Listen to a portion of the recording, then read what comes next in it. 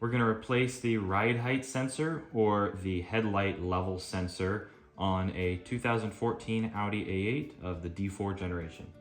Now, real quick, I'm going to give you a tip of how I saved about $250 on this new part here. So if you go to Audi parts, I was looking on Audi Columbus's website. I think they have a pretty good price on Audi parts. This sensor is $315 any day of the week. It's a pretty pricey sensor. And this general rule applies to any car parts you buy. So this is the original part here. I went under the car and looked at it. And what it says on it is Audi VW. And then right here it says AKG.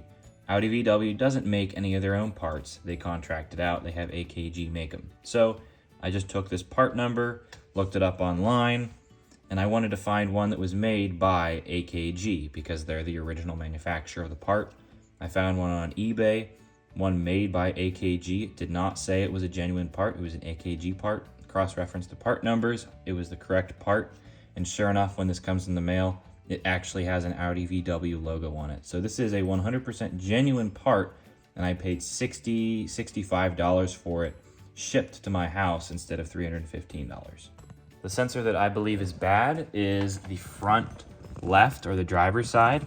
It's right above the lower control arm, and it's this green sensor right here. It's got this green arm and a ball and socket joint connecting two pieces of the suspension. This ball and socket joint right here can be a little tricky to get out, and all I did is I took the end of a wrench, I got it in between the ball and socket joint, and I used this like a lever just to pop it apart. This black piece right here is kind of like a soft rubber. It's pretty malleable. This green piece is a harder rubber, but now that this is off, we can move this up. And that'll allow us to get to this mounting bolt and the mounting bolt on the other side. These two bolts are a T25. Just make sure that they are completely clean before you go ahead and remove them. I've got one screw here that's really stubborn. It's pretty stuck on there, and you have to be very careful with these Torx bolts because they strip out really easily. So I've got penetrating fluid sitting on it, and I'm running it back out until I feel it tighten, and then run back in. And you can see I just have that little bit of movement, and that's okay. After taking our time, now we got this bolt coming out nice and smooth. I'm gonna go ahead and disconnect the sensor before I take the screws all the way out.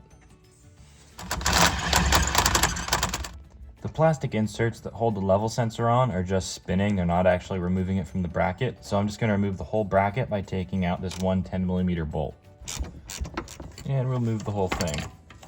Here it is with the bracket detached. What's happening is these inserts in here are just spinning, and it's not letting me detach this. So I'm gonna have to try a few things to get these bolts out. One thing I do notice immediately between these two sensors is this is super stiff to move.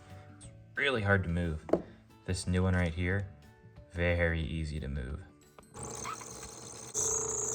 I used a pair of vice grips to compress the plastic to grab onto that nutsert a little bit more so it doesn't move around. I used the center drill to drill out the bolt head. I just went down until it met the diameter of the thread, and then it just popped the head screw off.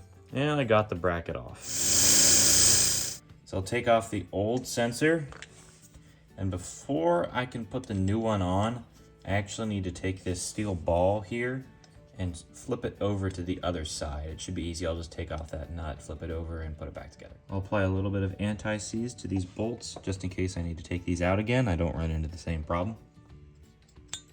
We'll put everything back together in reverse order and test it and see if it fixes the problem. We'll squeeze it back together carefully with some pliers.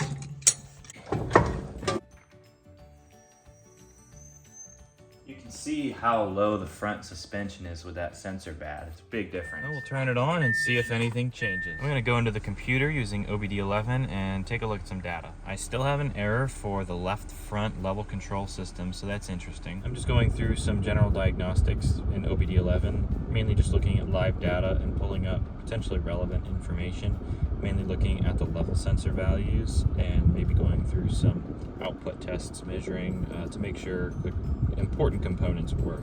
So I figured out what the problem was. And this is the old sensor I just took off the other side. See how stiff that is? This is actually the problem. So I went and looked on the left side, and the linkage was also completely popped off. So I popped it back on, everything seemed to work great, and then I lowered it back down and it just kept lowering, and it popped the linkage off again and actually started to bend this piece and bend the other piece it pops into. Because it's so stiff on this side as well, it can't move this without bending the plastic and starting to destroy the linkage.